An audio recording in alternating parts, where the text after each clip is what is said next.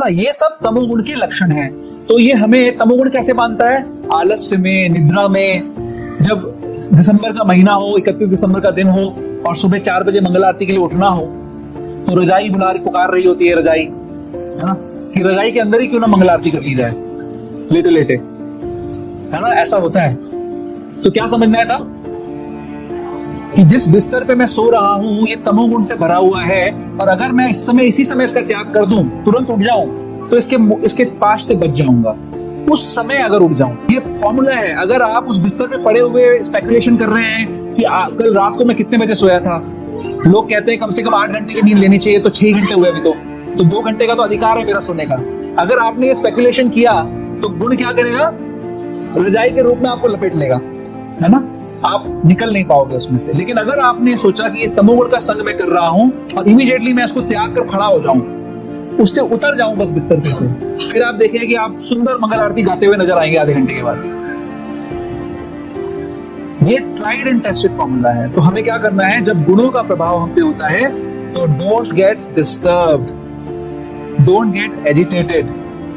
Disturb मत होइए, agitate मत होइए, है ना, स्थिर रहिए उसमें। और याद भी मत करिए, ये भी मत सोचिए अपने ऊपर, ये दुख भी मत करिए कि ये भक्तों के चक्कर में पड़ गया मैं। कौन सा पता नहीं वो दिन था जिस दिन ये भक्त मिले थे मेरे को, मैं अच्छा खासा सोता था सुबह 10 बजे तक रोज,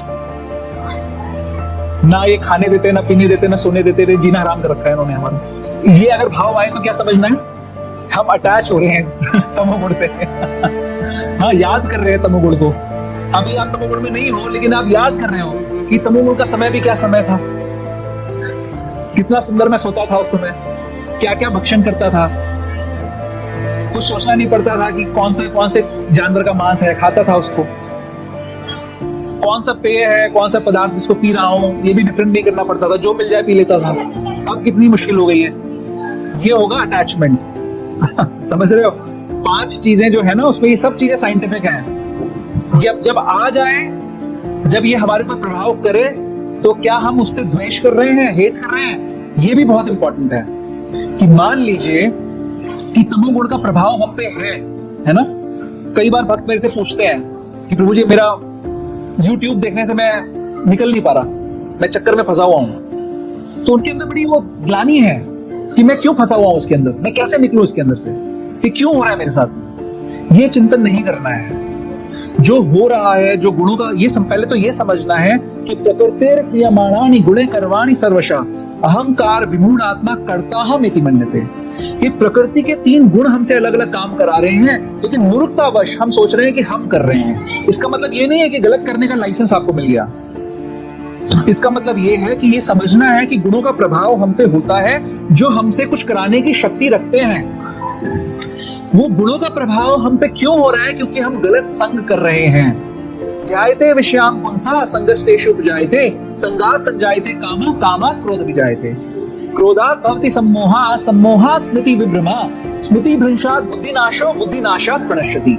शुरुआत कहां से हुई? ध्यायते विषयान् पुंसः। हमने इंद्रिय के विषयों का ध्यान करा, तो उससे संग अटैचमेंट उत्पन्न हो गया। तो हमने गलती वहां पे करी। तो अब जब अटैचमेंट हो गया किसी चीज से, तब वो गुणों का प्रभाव है हम पे।